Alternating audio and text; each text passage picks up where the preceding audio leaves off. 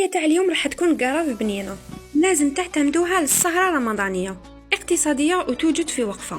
أهم حاجة أنها بنتها بنة البنون، فما لي غير نقولكم ديروا حفظ الفيديو وراح تحتاجوه ونروحوا لكيفية التحضير. أول حاجة راح نجيب الكسرونة تاعي اللي درت فيها الريتلة تاع الحليب، اللي راح نزيد عليها 5 مغارف نتاع السكر، يكونوا مغارف كبار وما يكونوش معمرين مليح.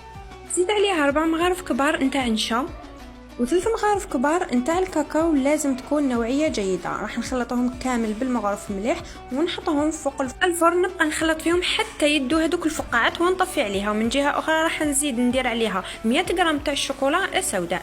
من جهه اخرى جبت لي فيغين ديالي ولا اي كيسان عندكم. كطبقه اولى راح ندير بسكوي اي نوعيه كما راكم تشوفوا، كسرتهم غير بيديا. بعد ما تغلى لي داك الخليط راح ندير عليه هذيك الشوكولا 100 غرام اللي كنت قطعتها، والمقادير راح نخليهم لكم كامل مكتوبين تحت لا فيديو.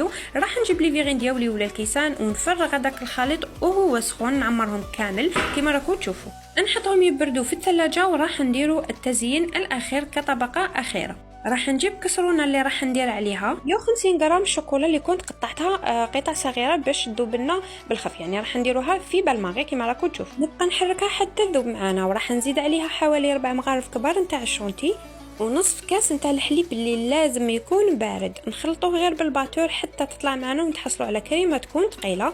نجيبوا لي فيغين ديالنا اللي كانوا بردوا ولا كيسان، وراح ندير التزيين، يعني ندير طبقه تكون كبيره، والتزيين اختياري كما راكم تشوفوا. درت النوع بسكوي، يعني اي بسكوي عندكم، وزدت عليها شويه تاع الجوز، وهذه هي النتيجه. نتمنى تكون عجبتكم الوصفه تاعنا اليوم. تخلوا لي كامل تعليقاتكم وتجربوها وتبعثوا لي كامل تطبيقاتكم. عاد فيديو مع وصفه جديده. سلام.